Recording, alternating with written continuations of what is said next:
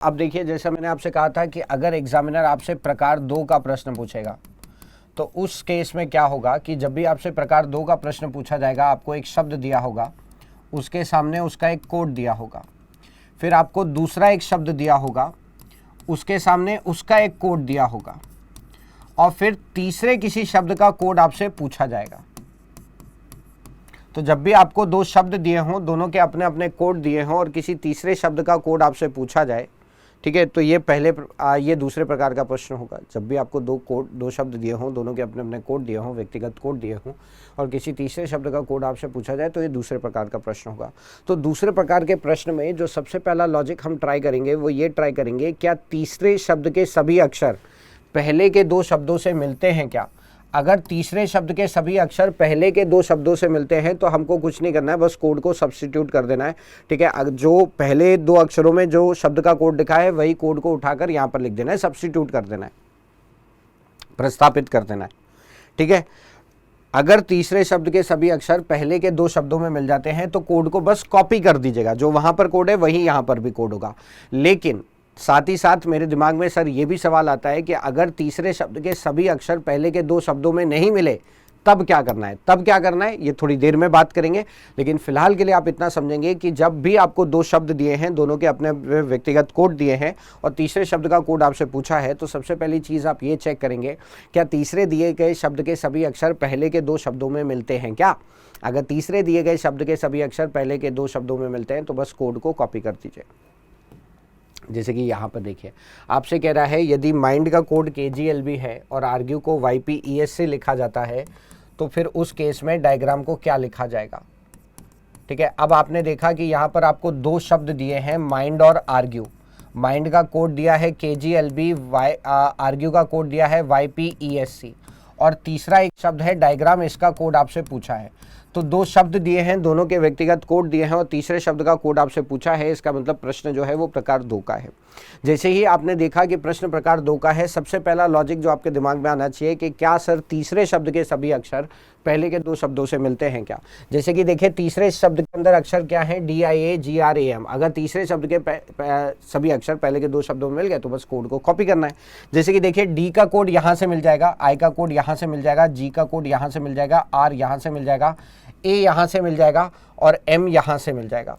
क्योंकि तीसरे शब्द के सभी अक्षर पहले के 2 शब्दों में मिल रहे हैं तो बस कोड को आप कॉपी कर दीजिए। जैसे देखिए, वहां पर D का कोड क्या है, B, तो यहाँ पर भी क्या होगा, B। वहां पर I का कोड क्या है, G, तो यहाँ पर भी क्या होगा, G। वहां पर A का कोड क्या है, Y, तो यहाँ पर भी क्या होगा, Y। वहां पर G का कोड क्या है, E, तो यहाँ पर भी क्या होगा, E। वहां पर R का कोड क्या है, P, तो यहाँ पर भी होगा P। A का कोड हमने ऑलरेडी Y ले लिया है। M का कोड वहां पर क्या है, K, तो यहाँ पर भी क्या होगा, K। तो अगर तीसरे शब्द के सभी अक्षर पहले के 2 शब्दों में मिल जाते हैं तो बस कोड को कॉपी कर दीजिए, ठीक है।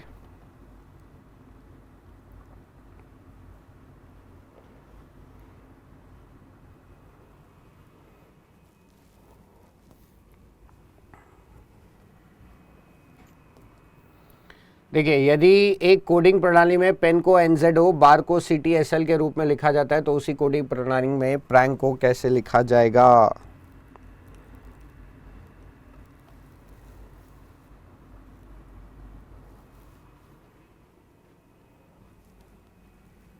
ठीक है, तो देखिए 2 शब्द दिए हैं, दोनों के व्यक्तिगत कोड दिए हैं, और तीसरे शब्द का कोड आपसे पूछा जा रहा है।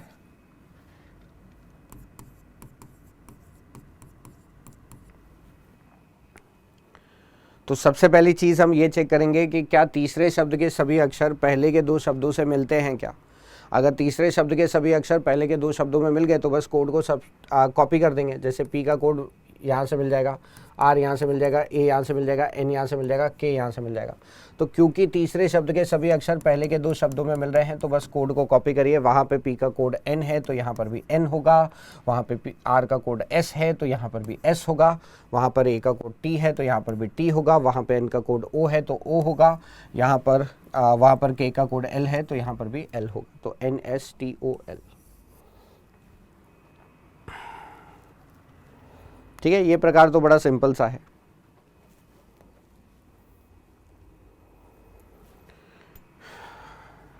ये देखिए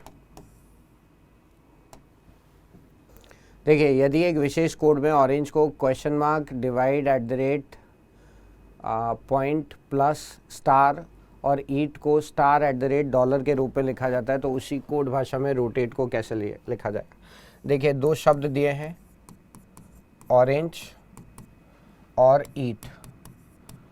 ऑरेंज का अपना व्यक्तिगत कोड है question mark divide at the rate point plus और स्टार, और ईट का अपना कोड है star at the rate dollar. और अब हमें कोड बताना है रोटेट का। तो अब देखिए दो शब्द दिए हैं, दोनों के व्यक्तिगत कोड दिए हैं, और तीसरे शब्द का कोड हमें बताना है। तो सबसे पहले हम ये चेक करेंगे क्या तीसरे शब्द के सभी अक्षर पहले के दो शब्दों में मिलते हैं क्या। अगर मिल जाते हैं तो बस कोड को कॉपी कर दीजिए। जैसे आर का कोड यहाँ से मिल गया, ओ यहाँ से मिल गया, ए चाहे कहीं से भी ले लें, ई कहीं से भी ले लें, ठीक है, टी का कोड यहाँ से मिल गया। तो क्योंकि तीसरे शब्द के सभी अक्षर पहले के दो शब्दों में मिल रहे हैं तो कोड को कॉपी करेंगे। तो देखिए आर का कोड वहाँ डिवाइड है तो यहाँ भी डिवाइड, ओ का कोड वहाँ क्वेश्चन मार्क है तो यहाँ भी क्वेश्चन मार्क, ए का कोड वहाँ एट द रेट है तो यहाँ भी एट द रेट, टी का कोड वहाँ डॉलर है तो वहाँ भी डॉलर, ई का कोड वहाँ पे स्टार है तो यहाँ पर भी स्टार।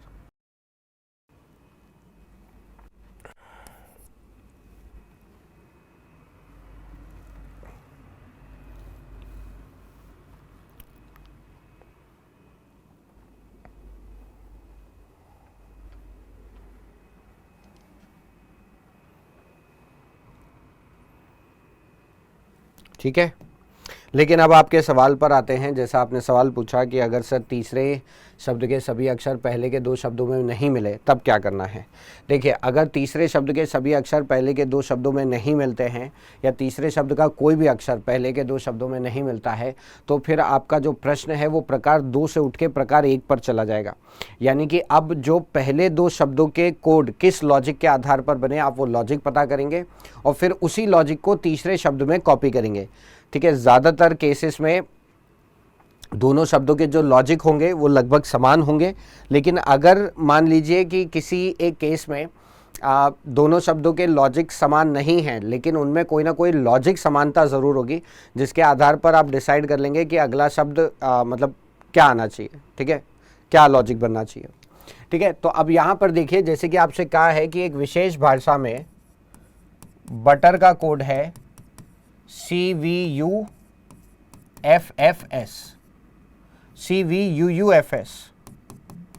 और ब्रेड का कोड है CSFBE।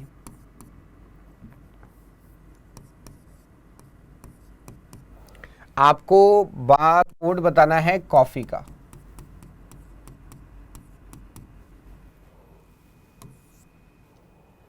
ठीक है, तो आपको दो शब्द दिए हैं, दोनों के व्यक्तिगत कोड दिए हैं और तीसरे शब्द का कोड आपको बताना है, कॉफ़ी का कोड आपको बताना है।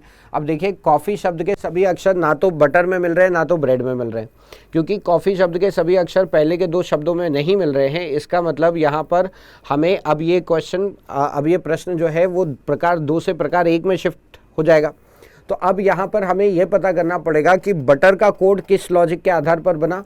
जनरली ब्रेड का कोड उसी लॉजिक के आधार पर बनेगा। ठीक है, तो हम सीधा कॉफ़ी के अंदर उस लॉजिक को कॉपी कर देंगे। जैसे कि आप देखिए बटर का कोड अगर हम पता करें तो शब्द के अंदर 6 अक्षर हैं, कोड के अंदर 6 अक्षर हैं, मतलब एक अक्षर को एक ही अक्षर का कोड दिया गया है। अगर बी का कोड सी है तो ABCD में चेक करिए, बी से सी जाते समय एक अक्षर आगे आ रहे हैं।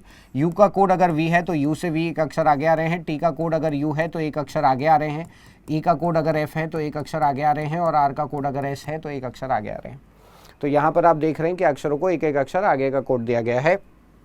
ब्रेड के अंदर भी सेम यही चीज हो रही है, अक्षरों का कोड ठीक उसके नीचे लिखा गया है और एक अक्षर आगे करके लिखा गया है। ठीक है, अब अगर हम कॉफी की बात करें तो एक एक अक्षर आगे आने वाले हैं। सी से देखिए एक अक्षर आगे क्या आएगा, डी, ओ से एक अक्षर पीछे, पी, एफ से एक अक्षर आगे, जी। ठीक है, सीधा सीधा कोड कॉपी कर दीजिए। ई से एक अक्षर आगे एफ, ई से एक अक्षर आगे एफ, सो डी, पी, जी, जी, एफ, एफ, ये आ गया। तो अगर तीसरे शब्द के सभी अक्षर पहले के दो शब्दों में नहीं मिलते हैं तो कोड को फिर वहाँ पर आपका जो प्रश्न है वो प्रकार 2 से प्रकार 1 में शिफ्ट हो जाएगा। आप वहाँ पर ये पता करेंगे कि पहले के जो 2 शब्द हैं उनका कोड किस आधार पर बना, किस लॉजिक पर बना, और उसी लॉजिक को तीसरे शब्द में आप कॉपी करेंगे। अब एग्जाम की तैयारी को और बेहतर करने के लिए हमारे चैनल को लाइक, शेयर और सब्सक्राइब करना ना भूलें।